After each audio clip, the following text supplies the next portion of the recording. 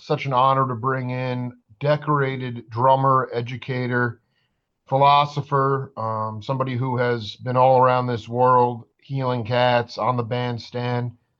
Bill Bruford, welcome back to the Jake Uh, Feinberg Show. Thank you, Jake. I was just wondering what I've been decorated with.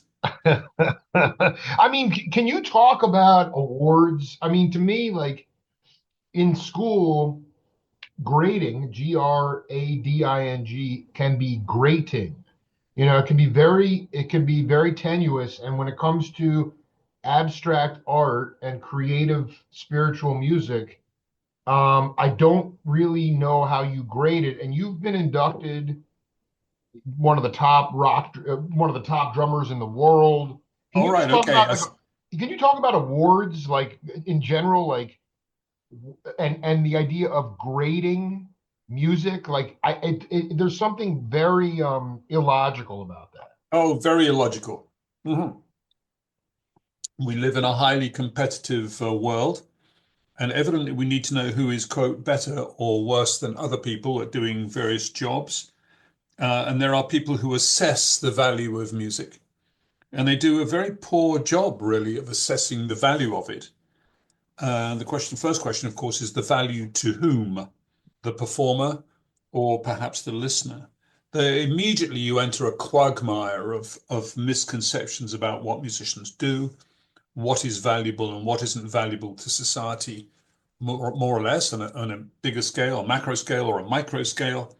And all this is populated by gross misuse of language, really, which is thrown about all over the place, as if any of it made much sense to anybody. And I think very little of it makes much sense to anybody when it comes to music, which is designed to be paralinguistic. It's designed to be, without words. So using words to describe it is a bit of a fool's errand, isn't it? I mean, can you? This is so important. I mean, was that this idea of in music specifically, like this idea of who's better, who's the best? Was that? Yeah. I mean, I'm not trying to be naive here, but was that always prevalent, even when, you know, Oh, I think so. I mean, uh, and showmanship and popular success, hugely important, even back when popular music was classical music. So, people like Franz Joseph Liszt and Paderewski, the violinist, and so forth, these people made sure that they were top of the rankings. Of course, the right? rankings then were probably just court people, kings, emperors, employers. Um, but Franz Joseph Liszt actually was really interesting. He's one of the first classical musicians to come to the United States, or go to the United States, I should say, on a train tour with three pianos in his own train car, and a Steinway technician to tune them. So real rock and roll stuff. I want you to go back to this idea of language. Because this is so much of my show is predicated on like transmission through verbal communication, Yes, but it's indeed. not. I agree with you. What is helpful? How should we be looking at the value of mute? How should even the bean counters be looking at the value of music? Well, bean counters have got it very easy. They're just counting up numbers and the Right. number of people who buy something. So that's very easy. Much harder, I think, is the listener who's trying to evaluate it and see whether it's worth his, $40 that night to go to hear a show or not. That's harder, and I think largely dictated by his peer group, his or her peer group, and That's right. what's fashionable. And of course, these days everything is funneled down into one or two places. Here in the UK, it's Glastonbury. So young people these days don't go to, 30 shows during the year at £10 each show. They take £300 and go to one show, which is their way of consuming in bulk buy of all the bands they ever want to see that year will be at Glastonbury. Isn't that interesting how it's all been funneled into one kind It's of been place? funneled into this festivals. You nailed it. You nailed it. Yeah, yeah. I mean, social media helps that. It all comes into play to say this is where you need to be to hear every band you ever wanted to hear will be right here at Glastonbury. And it sells out. And this is another interesting one, Jake. It sells out before anybody knows who's on the bill. Isn't Because that you just interesting? have to be. It's the place to Yeah. be. Yes. So that gets us to the idea that you're validating the music through its kind of social cachet. Is it going to be worth being there, buying the T-shirt to show that you were there, and going home to your friends to say, "Look, I was at Glastonbury." That's how the music has to feed in to have validity. I didn't make the rules, No, tricky. I no. I mean, this was something that popped into my head. I know you didn't make the rules. I just also want to say. I mean, when you receive a rock and roll Hall of Fame or a top rating as a drummer, I mean, how does that like what how do you deal with trophies or awards? I mean, to me, the most important thing is, how do you feel when you get off the bandstand on a cosmic night? I mean, you could wait for 40 days for that one magical show, and then you realize again why you do this again. Has nothing to Yeah, do with. I just want you to talk about, like, yes, it's affirming, and it's also you've got to be grateful, but again, it's this idea of trophies and who's the best, and to me, the best music is the best conversation between the cats. Who the hell cares about who's the best? mm-hmm. Yeah. I think you're right. If I'm lucky enough to get any kind of a gold record or a rock and roll Hall of Fame statuette, then I'm thrilled and grateful for 10 minutes. But this isn't going to make or break me as a musician. It's funny, and it's a very good question. Where lies the pleasure for the individual practitioner? And for me, one of the nicest things I think really is at the end of the evening when you stand up at the end of, you get off your drums, maybe go to the front and acknowledge people's applause. It's a very humane kind of moment that you stand still for a couple of minutes and people show their appreciation in a very old-fashioned way of just standing or even sitting, and clapping your hands, which is a strange thing to do anyway, isn't it? And Absolutely. I think that's lovely. I think it's really great. And generally people do that at the end of our evenings. And that's, I think, 2 or 3 minutes of the best satisfaction you can get that day, for sure. And it'll probably come again tomorrow or the following day, which is a lovely thing, I think, about music to have that kind of appreciation. So I love connecting with an audience and seeing the music connect with them, which is great. I'm not sure I how I have got.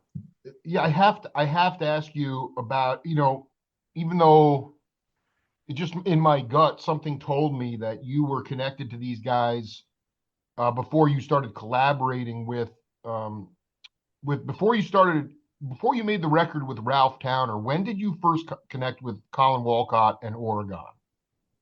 Oh, well, I didn't know the Colin Walcott version of Oregon quite so much. I mean, I Wow. was Yeah. I don't know, music's come and gone all the time, coming so much of it, of course. Um, the first time I really heard Ralph was with Weather Report, and I Sing the Body Electric, which is a tremendous album. Wait, And wait, wait, Ralph wait, wait. Hold on.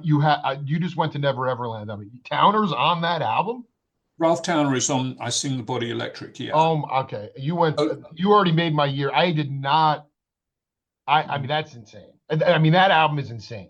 it's a lovely record, absolutely great. And then suddenly, in the middle of all this thing, I mean, he may only be on one or two tracks, perhaps, but then suddenly there's these silvery shards of beautiful 12-string playing, and that sound of him making an entry there was just wonderful, and it stayed in my ears. That sound, and 20 years later or 25 years later, I plucked up the courage to ask him if he would, make a record with this to him, probably kind of a rock drummer.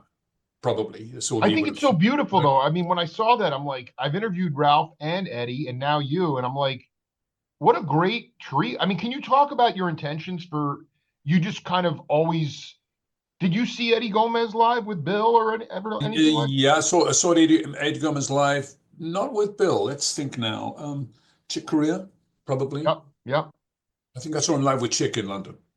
So, that's terrific. Absolutely loved it. And um, I knew that Eddie knew Ralph pretty well. So having nailed Ralph, I was able to say, how about Eddie for bass? And it was going to be okay. That would be okay, the two of them, which was lovely. And it was. But I did make a couple of errors on the album, I think. Well, I So made more than a few well, I errors. mean, let's talk about that. I mean, because like at the end of the day, what are there really any wrong notes? I mean, only I, I, I you have didn't to say they listen were. to. Yeah. I didn't say there were sonic errors. Oh, okay, Um, okay.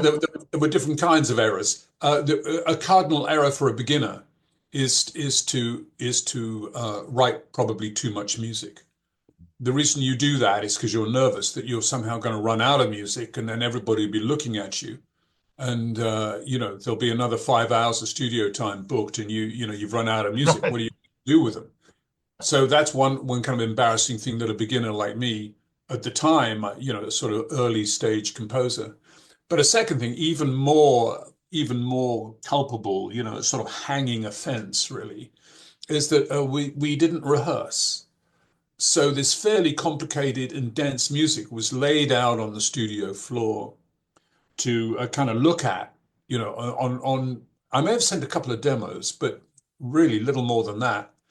Um, and we hadn't ever played together before. So what you're hearing on the record is the first reading of all those songs, 10 or 11 pieces of music. Well, maybe we did a second take here or a third take, but essentially that was the first time anybody brought that music to life.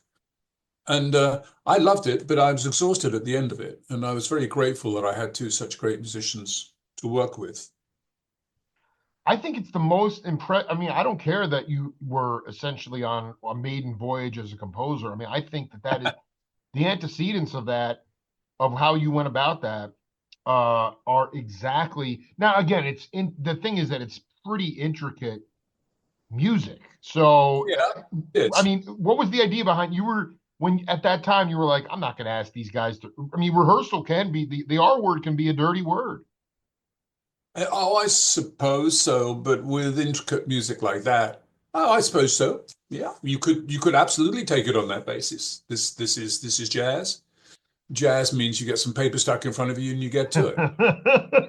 You Is know, there any? Can you point to the audience any track? Because to me, the idea of no rehearsal with Towner, Gomez, and Bruford, any first takes that really were like that was the most authentic. Because to me, that's the best stuff, and well, yeah, on that, what came out in your mind? What is a couple seminal tracks that just burn? Because to me, like that first time through, you're never going to be able to get that again. If summer had its ghosts, never the same way once. I love that. That is the yeah, best line. That is the best line of music ever. Okay. yeah. It's not mine. Who originated that? Okay. Because I've I'll heard, I'll I'll tell you right now. oh my God. Who was the drummer out in LA who had a club for a long time? Shelly Man. Shelly Man's line. That's the greatest It's freaking, I've the, heard the that def from, somebody asked him the definition of a jazz musician. He said a guy who never plays it the same way once. it's exactly, it's the best line I've ever heard. It's lovely, Forgive isn't it? me. And I I love mean, it. I because love, I've heard, like Phil Lesh from the Grateful Dead use that. We never play the same song the same way once. I mean yeah, that is yeah. legendary. Dude. Yeah, it's great, great line. And I love weaving drummer stuff into an album I'm doing because I'm affected by drummers. In fact, the whole album, If Summer Had Its Ghost, is kind of a reaction to power fusion that was around at the time, massive power fusion kind of drummers who were blazing around the kit, usually at high dynamic level most of the time. And I thought there was a softer, more intimate album I wanted to make that didn't present that. That wasn't what it was all about. It was an autumnal feel. It was If Summer Had Its Ghosts. It was wispy, perhaps. It was going to be lighter. It's the sort of thing that Peter Erskine might have made. It's something to do with Paul Motian, and the way he played lightly and imaginatively. I like that softer side of drumming that some people don't think exists. You just think all drummers are animal, and you just kind of hit them hard. Which is that album was exactly in protest of that idea of what it is that is that all drummers can do? No, not at all. You can whisper and shade. I like that. I love that too. I mean, you feel like, was it a matter of when you when you were in this, making that album? I mean, did you focus on keeping time on other parts of the kit, or what was the tonal sort of quality of, you weren't bashing around, or this was a response to the Power Not at Fusion stuff? all. Yeah. Not at all. What's that? There's a pretty song on there called. Let me read you the tunes. Yeah, yeah. Go Yeah. ahead. Forgiveness, Somersaults, Thistledown, The Ballad of Vilcabamba, Amethyst for Carmen, that's a Gomez tune, Splendor Yeah. Among Shadows, Some Other Time. I love that. Oh man, wait, is that a Morello tune? Some Other Time. Yeah. Some Other Time is not, but we were just saying about me weaving things about Yes. drummers into my own work, because I'm in awe of people like Morello. So it turned out that the recording engineer's father had recorded Morello in CBS's big room, I think, doing the Time album, Absolutely. But doing Brubeck stuff, or doing his own, doing something? doing the Brubeck stuff, This is unreal. uh, doing Time Further Out, and I love those albums. Of course, I grew up with them. So I said, I'll tell you what I'd do. I'd like to do a solo on the album, but I don't quite know what it's going to be about. And we were talking about his father who recorded Joe. And I said, oh, God, that was such a great sound. And we started fooling around with the drum kit after Ralph and Eddie had gone. And we faked it up to make it sound big in a big room like the CBS room. And I said, well, I'll play something in five. I'll play a solo in five. It's sort of not in the style of Joe. It was in my style, I think. But Absolutely. you can tell that you can tell the antecedents there that I've taken Joe's stuff and just kind of with a smile on my face used some of his stuff, but of course playing it in five with an ostinato on the bass drum. And I think that's a lovely way to play, and it's one of my favorite solos that I ever did, actually, in the time I've been around. Usually in a recording studio, it's not that much fun doing a solo, but this one really worked well. I think I love it. The engineer's name was Tom Mark. It was, that's right. And so Yeah. and his father was in the in studio recording those Well, I'm pretty sure it may have been an uncle, a relative of his that recorded Joe. Yeah. Yeah, the spirit of Morello, man. I mean, I remember. Did you know?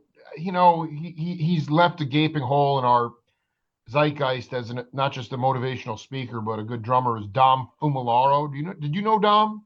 I did. I did. I knew of him and had worked with him and done a drum clinic for him and with him. He used Uh, to drive. He used to drive from Long Island to New Jersey once a week. It was 5 hours round trip, and mm, to Morello, to the drum shop where Morello would give lessons, and Don was like, uh, hey, he's like, when can we get on the kit, man? Like, and all Morello would do was just have him play the practice pad, for hours. oh, right. Yeah, I can imagine that. I can He was imagine that. on State Department tours, and he'd be on the beach, and playing the practice pad. And it wasn't even like a rudimental thing. It was just sort of like, he would ask Dom, he goes, how do you feel? He's like, I feel great. He's like, how are your chops? He's like, I feel great. He's like, great, get back to the practice pad.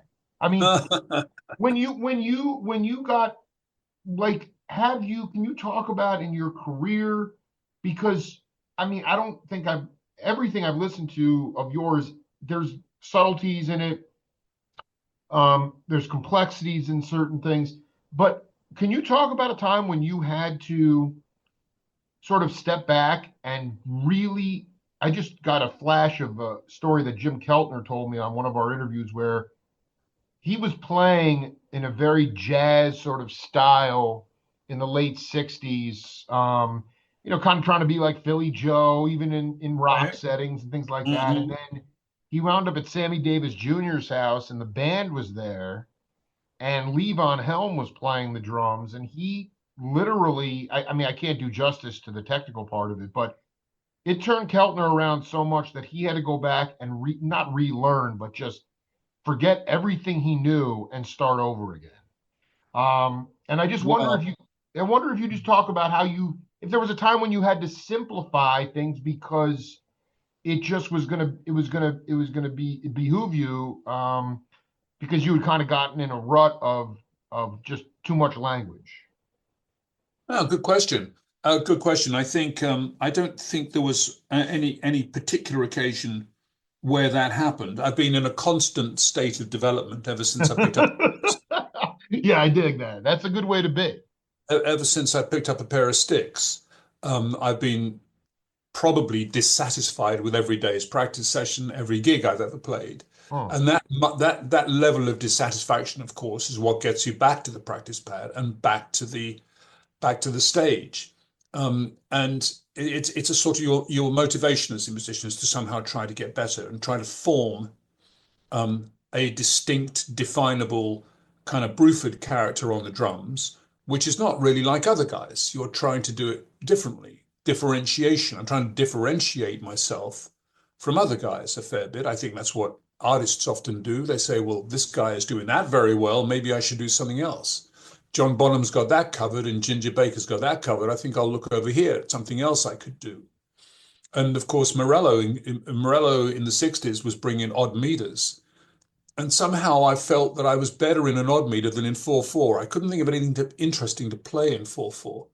But if you made it 5/4 or 7/4, I suddenly was a happy camper. I love this stuff. So, I mean, how does, I want to be clear, your dissatisfaction propelled you from complacency, or actually, I don't want to say you were ever in a slump, but I mean, how did you, like, what were some of the, is it just that the lack of the lack of being satisfied has pushed you? well, well, it's endemic to the artistic path. You know, I guess that's you're that right. Yeah, I mean, I'm not like that, but I know the musicians are, because you guys can be perfectionist. it comes with the territory, and it just motivates you. It's okay. It's just a motivator. It's nothing to get Sure. hung up about. You just you feel you could do better. There's always a sense of one could do better at the rehearsal room or on the stage or whatever. And I like that. I don't mind living with that. Um, so no, I don't think there was any day when I said, "Oh, this whole Bruford thing's got to go." But I was hanging out always with interesting musicians, mostly who somehow knew more about music than I did, which I liked. And one of the things about running a band, of course, is that you can hire musicians who tend to know more about music than you do. And Hmm. then the whole thing becomes a music lesson every night, which is terrific. So you can go over to Alan Holdsworth and say, why, why do you do that? Or to David Torn or any of the great guitar players, let's say. You write them the chord of E7, and Lord knows what you're going to get back these days. You see what I mean? You write the most basic chords you can find in a music, you give it to Ralph Towner, Robert Fripp, Alan Holdsworth, and David Torn, and what are you going to get? You have no idea. You'll get their embellishment of it. That's so beautiful. You get their version of it. That's right. Absolutely. Yeah, that's so freaking cool. You get their 20, 30, 40 years worth of experience of playing E7. And given no further context, given no further context, they'll provide what they think E7 should always sound like, It's so which is cool. great. You always, I I mean, like that's what, that. yeah, no, I mean, because, most cats will say you want to get better, then you put yourself with other, put yourself in a band with musicians who are better than you. And I wanted to just read you this quote and then um, get your feedback here if I can find. Yeah. So this is from a great tenor saxophonist, Lou Tabakin. And he Yeah. said, yeah, he said that let me read this to you. When I played with Joe Farrell, when he would be go on the road, he'd sub out his gig with Elvin at Pookie's Pub, and Lou would take the and he would Lou would get the call a lot. So he said, when I played with Elvin, either Jimmy Garrison or Wilbur Little played bass. One night I showed up and it was Wilbur Ware. I had just gotten another tenor saxophone from Eddie Daniels. I wasn't 100% familiar with it. But even with that and being nervous about the whole situation, every note I played Wilbur made it sound better. He knew very little technically about music, but he was a genius. You can imagine Mm, being a young person playing with those guys. mm, He said that you know, I didn't do anything much as a leader except my 6 night a week residency at La Boheme. I made mm. $5 a night, and even in those days, 30 a week was not a livable wage. But I did get to play with Jimmy Lovelace. He came with the gig. My job was to find bass players who would play for $5 a night. I had some pretty good ones. Wilbur Wilbur did it one night for a half a pint and a cab ride. So can you talk about an experience? Because you talk about Holdsworth and Talking about Crowder. talking about musicians who seem to know more about music than me. Absolutely, but yet not necessarily, but not knowing a lot of technique, just but being around cats. What I find today with younger cats is that things have gotten very technical and very much in the weeds composition wise, and then there's all this pedigree about schools and tech and this stuff. And so the minute someone like a Uh, Wilbur Ware gets on the bandstand, he's a genius and he can hear it, makes everything feel good, but yet he doesn't have the acumen. Then all of a sudden there's a fissure. Were there musicians that come to mind where you learned from them even though they couldn't necessarily explain what they were doing? well, yeah, sure, but also don't underestimate. And I think we should highlight the distinction between the UK and the US Yes. in Please do that. in the educational system for a start. So most of us guys, we guys on the British rock side, had no music lessons at all. So I was always playing with unschooled musicians. I love it. There's no such talk about pedigree whatsoever. Now, these days, there is the Royal Academy, and the Royal Academy finally has acknowledged something called jazz. And yes, it has a few jazz instructors, but it's late, you know. Generally, the Brits would make it up as we went along. So we didn't have massive technique to bounce back on, but we had some quite good direction. So you might form a group called King Crimson or something, you know, and then place it in the court of the Crimson King, and you know, have a song called Schizoid Man. You know, we had good thinking about characters and the way music might work. Were often short of technique, but we preferred a really good idea that perhaps was poorly executed, because you know skill was limited, rather than a nothing idea that was brilliantly executed. So we're all about ideas, if you see what I mean. Uh, yeah. Americans, on the other hand, tend to be great craftsmen and will work till all hell freezes over at getting something right on practice pad or with scales. The British guys are far too lazy, and you know they have cultivated what's that phrase? Oh, it's the cult of the amateur. You Yes. know, so you can do anything you like in England, so long as you're not seen to be trying very hard, which is very important. I mean, that is so zen, right? I mean, first of all, I mean, can you give an example of that where maybe with King Crimson early on or any of these seminal bands you were in where because the vocabulary of music in the early 70s was still incredibly righteous. I mean, if you look at Dizzy Gillespie, Hampton Hawes, Woody Shaw, just on the jazz side, I mean, Yeah, yeah. it was Hmm. still the music was still growing. It was not some relic. It was not meant to be in some sort of museum. It Not was at still all. growing, and so therefore, it gave you guys as non-academy cats the freedom to say, hey, like, okay, that wasn't Absolutely. perfectly executed, but the idea was there. Can you give an example? Absolutely. You got an example of a tune? Oh, oh, not perfectly executed, but the idea was there. I don't know. I would say, well, And I'm not saying it was on a bit record. I'm too saying the big a first time that thing. it came, yeah, I mean, the Beatles were talented amateurs. They're, absolutely. they're not professional musicians. Well, They were skiffle players. they're skiffle players, Yeah. absolutely. So, you would put them, that's a particularly British kind of way of doing things, I think. And of course, they end up changing the world, which is pretty amazing if you Insane. come to think of it, from four guys who were essentially skiffle players. So that's, I suppose, what I would point to, that kind of thing, perhaps. Winston Churchill was a talented amateur. He was he wasn't really a professional politician. He was a war leader who drank too much, and hung on in there, a bit like Zelensky. Damn right about Zelensky, dude. I was gonna say that, but I want you to talk about whether or not you knew it or not. I mean, you guys were trying to sing for your supper and not starve to death, but Right? And um, that's difficult.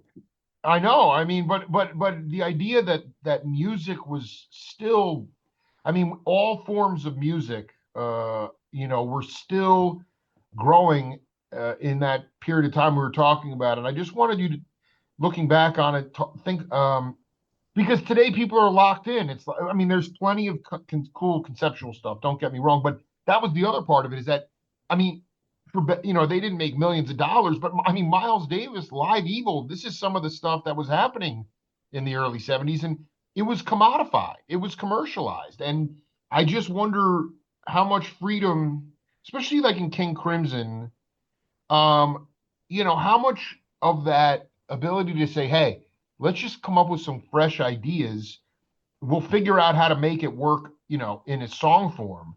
But how much of that All propelled the you time. and inspired you? All the time, and all the bands I was in, that was what you did.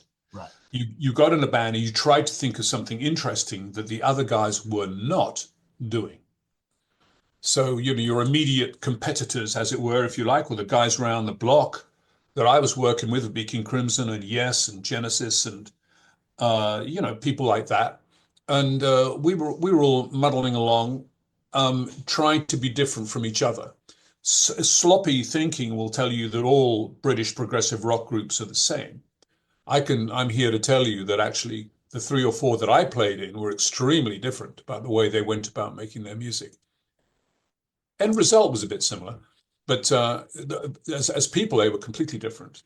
Pink Floyd wasn't like King Crimson. King Crimson wasn't like Genesis. King Crimson had a bit more technical ability than most bands. And on the first record, there's a very fast running little blues scale, a little staccato thing. And it runs very loud. It's a unison piece for about 30 seconds or a minute. And it runs very fast and very good. And it's quite loud and ballsy and sounds great. They then repeat it at a dynamic at about one third the volume.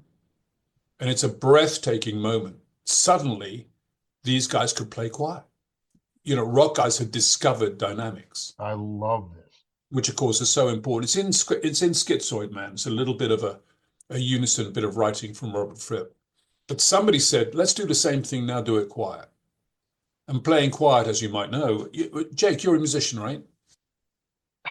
Jake, I you're a call this. musician. I mean, I would never consider myself a bandstand cat, but I play Oh, quiet. okay. Yeah. Oh, all right. But playing fast and light, of course, is a whole lot more Oh my tricky. God, no. I mean, I Playing know that slow from and that. heavy. Yeah, absolutely.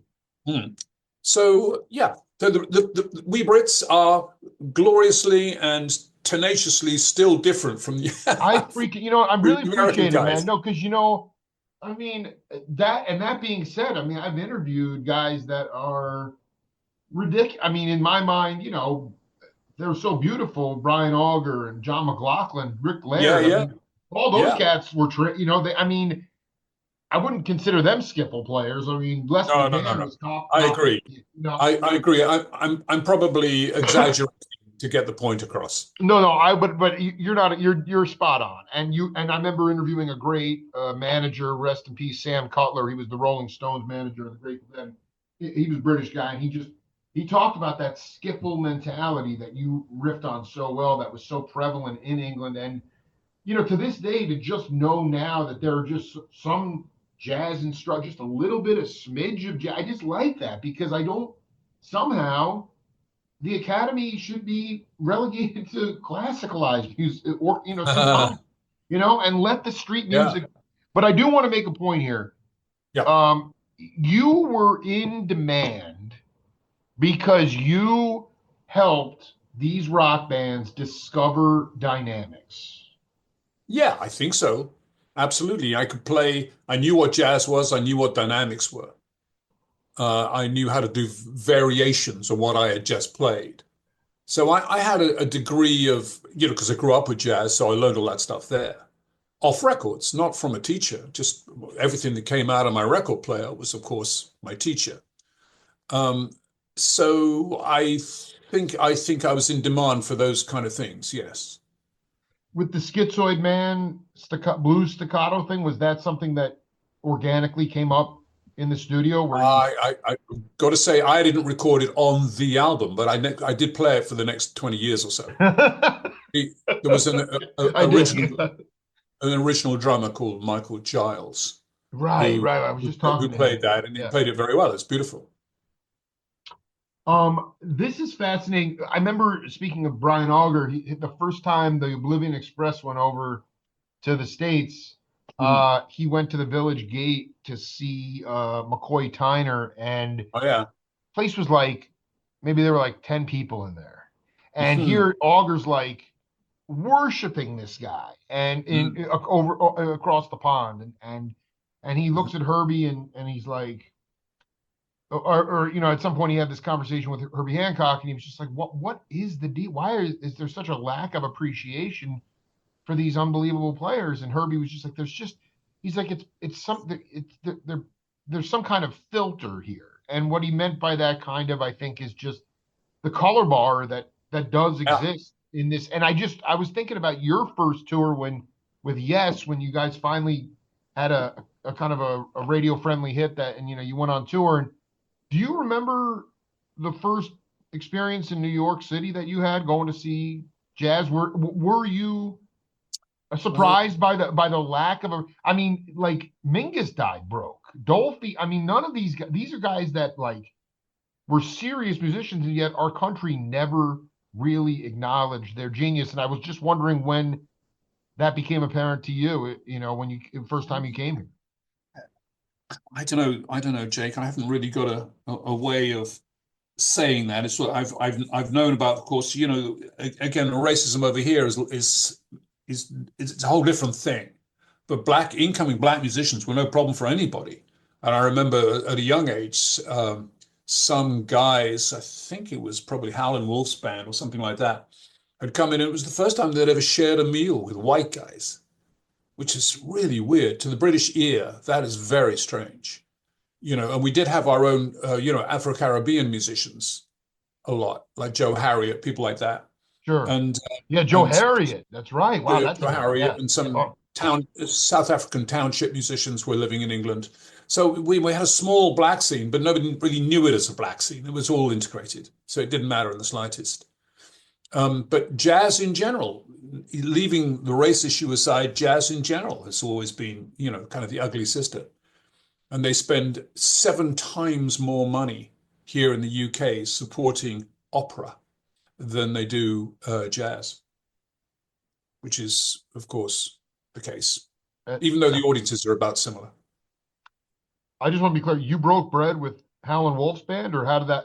Can you say that I don't again? know. Somebody was telling me about it. Yeah, first time they No, shared a meal. Yeah, it's as as somebody who you know grew up once jazz was kind of just dissipating as a popular music. I mean, it's just um, it is confounding to me that a lot of these guys were never, if they were recognized, they were lucky, because most times they were not. Yeah, and yeah, that's true. and they were able to come to the to Europe, thankfully, to be able to at least have Yeah. some understanding and some recognition. How did you? So David Torn, I interviewed him a couple months ago. We're scheduled to do another part. I really enjoyed our interview, but Uh-huh. when did you guys first cross paths? Oh, David Torn, how did I cross paths with him? I actually can't remember being introduced to him, Jake. I really can't remember it, but we hit it off pretty soon. Sure. And then we made an album with him, and it was Tony Levin and myself, this kind of used King Crimson rhythm section, Yes. who was on vacation for a bit in between albums, and we made a really nice album with David, I think, called Cloud About Mercury. And he was all over it with processing guitar sounds at an early age, at an early stage of electronics and stuff. He was really good with that. And we did a kind of a jazz album. One of my favorite tracks being called 3 Minutes of Pure Entertainment. And of course, it wasn't 3 minutes, and it wasn't pure entertainment, which is, of course, a bit like Never the Same Way Once. It's one of those Dude, that's great. my. You never played the same song the same way once. I love that. Yeah, yeah. The 3 minutes of pure entertainment was neither of those things, and I thought it was a tremendously strong album. So, and we did a second one too called Door X. Um, but I don't know what happened to that. Something along Windham Hill. Did he sign to Windham Hill or something? I don't remember. But I've known David for a while, and a wonderful man he is too. Wonderful musician. It's a beautiful cat, man. The other, I'm still trying to get my ears around this, Bruford. It's way out, and it's so in, it's out. And I'm trying to figure it out because, like, how did you connect with Annette Peacock? And that Peacock, she was living in England. Really? Um, yeah, she was living in England, and she and hanging out with some British jazz guys. Pete Lima was the pianist, I think. Chris Spedding is kind of studio sessiony guy here in the UK, Wow. pretty famous now. And Annette was going to make a record, and somebody said, "Who should we have on drums?" And as is ever the way, my name came up, and I played on a couple of albums of hers. Um, X Dreams, I think, Extra. and By that time, that was like later 70s. Was it becoming a more sort of piecemeal recording process, or were you guys all in the studio hitting at the same time? no, we're all hitting at the same time. My career was a piecemeal recording process. I, I, No, dude, you were all right, man. You held it together. I'd been in bands for as long as I've been playing, which was about 8 years or so. And I was taking time out and just being a studio musician and trying to play with as many people as possible to find out how they made records and how it all worked. And I ended up on Annette's record, and I was very smitten with her in the sense that it was the early days of kind of half singing, half speaking a lyric. That's right. A phrase would be sung, a phrase would be spoken. You weren't quite sure when the singing stopped and the speaking started. And it was really nice, a really in between kind of thing, much more like a rap, actually. Absolutely. And she had a great song, "I'm the One," I think it was. "I Am the One." And anyway, so I, as part of my research, I put her name down in my phone book, kind of thing. And when it came to make my first record, I thought, well, we'll have Annette do some vocals and see what she comes up with. And she was on my first album, "Feels Good to Me." I did not know that. You, Did she sang two or three songs on that. Wow. Something you said earlier was fascinating, and I wanted to ask you about it. Um, because my friends that play that are Brufordian in their mentality and their sort of their uh, point of view. In today's world, because there's no record industry, and really because Mhm. for a variety of things, like you said, you were neighbors with these other bands, and there was some competition. It was good. You guys were, going back to the Yes, Genesis, King Crimson days, and my friends today, I mean, they get off on being a community, but they're not making money. And I just want to be clear that Mm. part of the that that uh, part of that beautiful burning energy and of that time with everybody around the block from each other was that you were going into record stores and finding their newest release or your newest release. And so that I don't want to say up the ante, but it became a friendly competition, and you could also sing for your supper. Oh yeah, that's very true. I remember Yes rehearsing. And somebody went down to the town and they came back with a thing called King Crimson's first album. And we listened to it and we thought, Jesus, this is fantastic, We got to up our game here. These guys are really terrific. And King Crimson had this smash hit kind of thing about 1969, perhaps. Sure. It's sometimes called the first progressive rock album. And meanwhile, we were down to our last $50. We were No, I know you yes. spent that on the record, which is and it was an inspiration to. Absolutely, it was an inspiration. But also, I was very wise, and we may have said this in a part one of this conversation, to get born in 1949, which put me in the post-Beatles sunshine of 1967, 1968, where the English scene and increasingly the American scene, I think, was kind of awash with money because Capitol Records, who had the Beatles, we just didn't know what to do with it. They had so much money. And then so you had only to say you were in a group and you could do 2 or 3 gigs in a week and earn enough money to live in London and do other things if you wanted to. So, it was an easy time, a very easy time. And it's very hard now.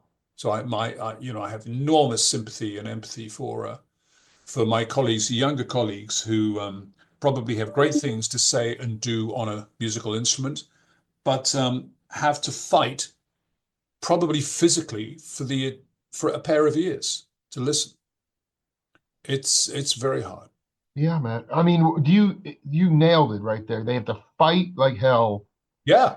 for I mean, my ears are there, and I'm having, you know, just I'm just I'm not even like you talked about clapping at the end of the show. That's a Mhm. more Eurocentric, sort of, even if you don't even like the tune, clap at the end of it. I'm just fully immersed in the music at the time, in the moment, trying to drive it forward with, Yeah. guttural outbursts and things like that. And but do you see? So explain, because you even said it before, where all the investment is in operatic stuff, and yet the audience is about half and half.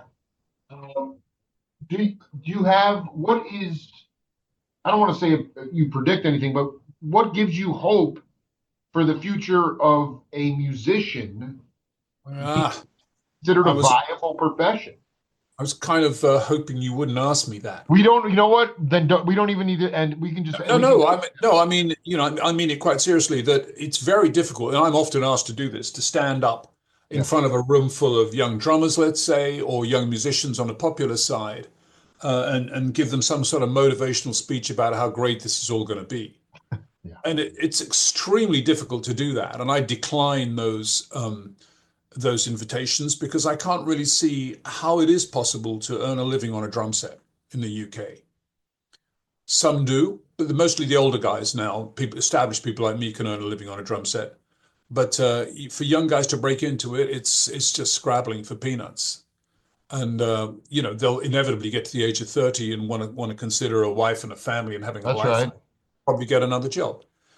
So it's very hard to stand up in front of young people and say it's a breeze, it's great. All you have to do is get a better paradiddle. It's going to be a lot worse than that. But the great thing about young people is they never listen to old gits like They me, which I don't think have is, any other choice. I mean, they're gonna let it hang out while the window's open. yeah, I like that expression too. That's nice. Yeah, right, Uh, right. No, I mean, like it just there were no motivational speakers with when you were coming? I mean, so you basically decline a lot of these opportunities because you don't want to come across as a fraud because you don't want to tell them the truth. Yeah, absolutely, absolutely. I I'm not much good at well, I can't think of a way to sugarcoat things. I like it. I mean, that's what makes you the Bill Bruford, whether I on just on yeah, the kit. I want to say it accurately if possible, and on the kit, same thing. Have you found like one or a couple of lines where it's like, okay, I'm telling the truth here because, and they need, it's like that tough love kind of mentality. I mean, is there some things that still hold up? Because, I mean, even though you were down to your last $50 with Yes, I mean, $50 went a lot farther than it does today. And um, even though the record company was not great to you guys, they hung on enough for you to break through. And then at that point, you Of took the course. reins and ran. I mean, is there anything salient that you can still that you can push, put onto the younger cats that you feel is honest about what the times that you were coming up when obviously the biggest difference was everything was a wash. I mean, people were drowning in bathtubs of money. Yeah, big difference. I think I try to get across the idea that music's not for no, it's not what you can get out of music, it's what you can give to it.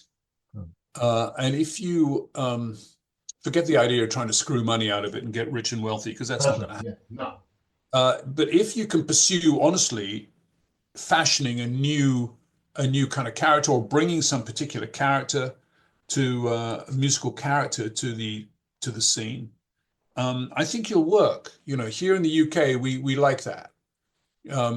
I think you can probably work, but I say this, as you can tell in my voice, a little hesitantly. Um, and you need the right set of circumstances, right set of characteristics, tenacity, flexibility, the ability to get up off the floor when you're down and start all over again. That kind of stamina is needed in any artistic profession. Visual arts as well, right to the literary arts as well. Same thing.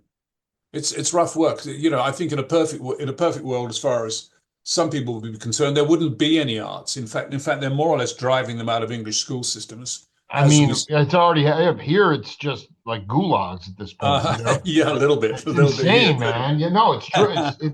It is not. It is not. It's unquantifiable, and Yeah, therefore it's not necessary at all. And it's just, and that's the farthest yeah, thing yeah. from what. And it's a tragedy, um, of the entire milieu of it. I mean, it's anyway, Bill. We've been We do. cooking here. Let's let this breathe for a while, but let's come back maybe later this year and do a set three, man. I've really been enjoying this conversation. Well, thank you, Jake. I appreciate it. I'm quite sure after your sets one and two, I have bored any listeners we have No, to. people were to loving these. People have been consuming great. People well, that huge music you, fans enjoy the opportunity for me to throw at you some sort of non-questions, and then you just riff away, and then this gold okay. comes out. All right. So you've been getting some traction on this, have you? Big traction, and Great. like I said, it would go on forever. And also send me, so we don't have a picture catastrophe. Send me another picture if you want for the post. Uh, sure. Yeah. Solo action picture, or what do you Solo think? action, preferably something from the old school. Not the disaster we had the first time, but whatever. Send me an action photo, and I'll get this up, and then we'll be in Okay. touch and do something down the road, man. It's great to hear you. All right. Sounds good, Jake. Thanks for your Excellent, time. brother. All right, dude.